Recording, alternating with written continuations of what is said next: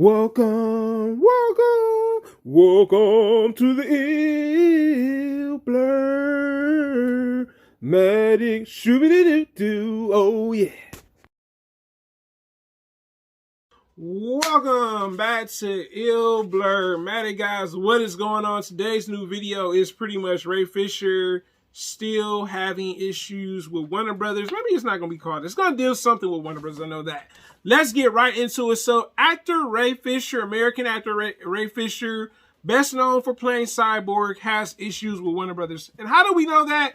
Recently, Warner Brothers released a tweet, and Ray Fisher is looking for an apology due to discrimination practices and pretty much abuse he faced on the set for what film? The very first Justice League movie that came out, not the full Zack Snyder's cut, the very first one, which was directed by Joss Whedon, because we all know Zack Snyder left due to a family emergency. So they end up giving the director's seat next in line for the movie was Joss Whedon, also known for doing Avengers 1 and 2.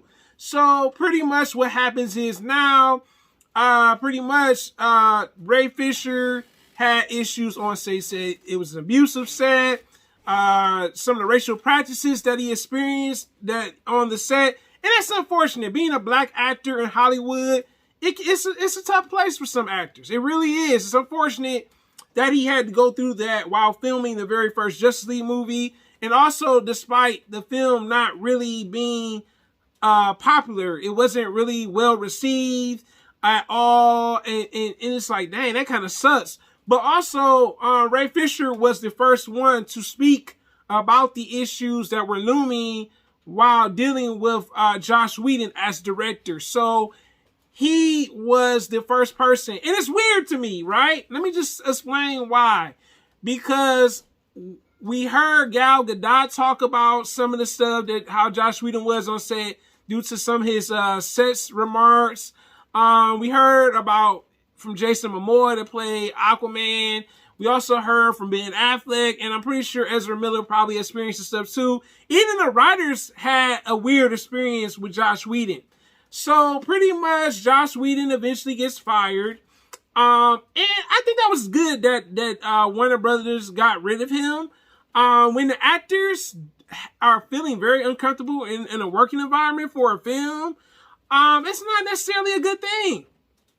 I'm surprised they still wanted to do the first film. Maybe that's why the first film wasn't as good as I thought it should have been, the first Justice League film. So, it's unfortunate that it happened. And like I said, that the actors had to go through that to some degree. And even the writers, kind of sucks. But now it seems like pretty much Ray Fisher was the first one to expose the situation, and there's an investigation going on. He was the first person to put it out there and literally say, like, these are the things that's going on behind the scenes at Warner Brothers. And he's looking for an apology, you know what I'm saying, due to them talking about, celebrating black characters, but yet you guys didn't try to stop what was going on, these practices on the set for this particular movie. So also the other issue that Ray Fisher pretty much has is pretty much them opening up the case again.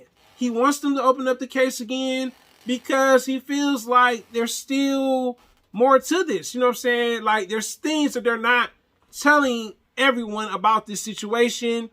And also we know that Ray Fisher was originally, before he got fired, he was supposed to have been in not just Justice League. He was originally supposed to have been in Doom Patrol. He was also lied to by a producer on DC for the TV division.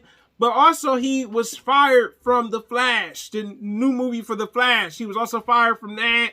And it's unfortunate, man. I mean, I guess Ray Fisher, with him exposing Warner Brothers online, you got to be careful when you expose big companies, you know what I'm saying? Because that smell like blackball. You know what I'm saying? They will blackball you in a minute.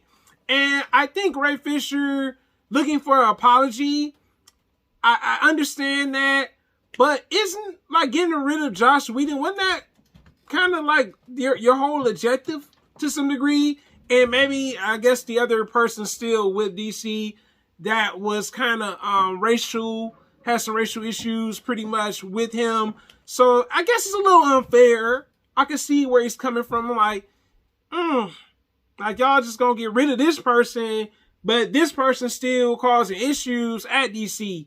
Even though Warner Brothers is a bigger company, I think Ray Fisher's he's going above and beyond.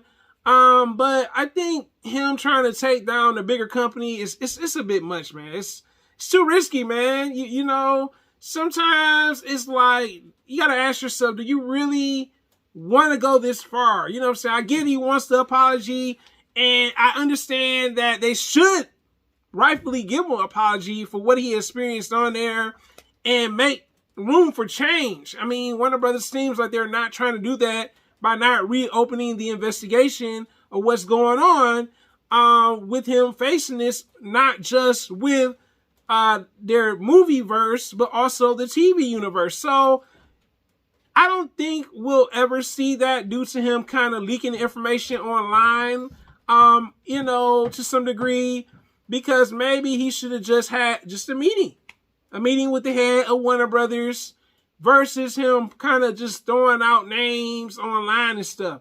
But what do you guys think about this? Do you think Ray Fisher should get his apology? Should he not get his apology? I personally think he should get his apology because he was one of the first people to expose Joss Whedon and some of the other people to some degree.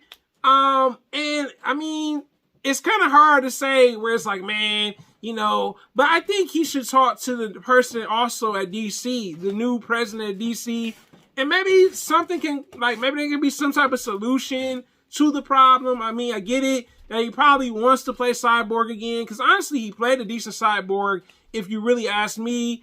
But until next time, guys, thanks for supporting. Thanks for rocking with me. Until next time, guys, have a great one. I'm out. Ilblurmatic and the saga continues. Oh, yeah.